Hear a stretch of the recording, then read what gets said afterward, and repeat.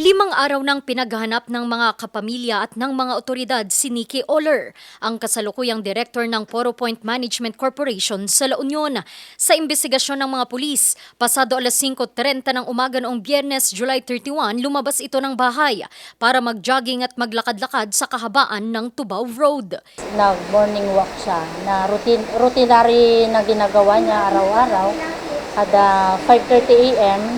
naglalakad siya hanggang doon sa nag-iikot-ikot siyang nag-walk. So, as of this date, hindi na po nakabalik si Mr. Oller sa kanilang bahay. Pero hindi na ito umuwi pa sa kanilang bahay. Pasado alas 8:30 ng umaga ng araw ding iyon, inireport na ng kanyang misis sa Tubao MPS na nawawala si Oller. Dito na nagsimula ang paghahanap. Ay nagbabacktracking ng CCTV footages, siya na lang parang maglilid sa amin kung ano talaga ang nangyari. Activated na rin po ang Special Investigations Task Group upang sa ganon ay tulong-tulong na po ang ating kapulisan na gumawa ng investigations tungkol sa pangyayari. Wala pang anumang lead ang mga pulis sa posibleng kinaroroonan ng biktima at kung ano ang nangyari sa kanya.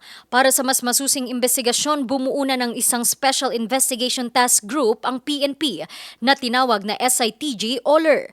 Nananawagan din sila sa may mga impormasyon tungkol sa insidente. Bago maging director ng PPMC, nagsilbi munang konsehal ng bayan ng Tubao ang biktima. Randy Guzman, RNG News.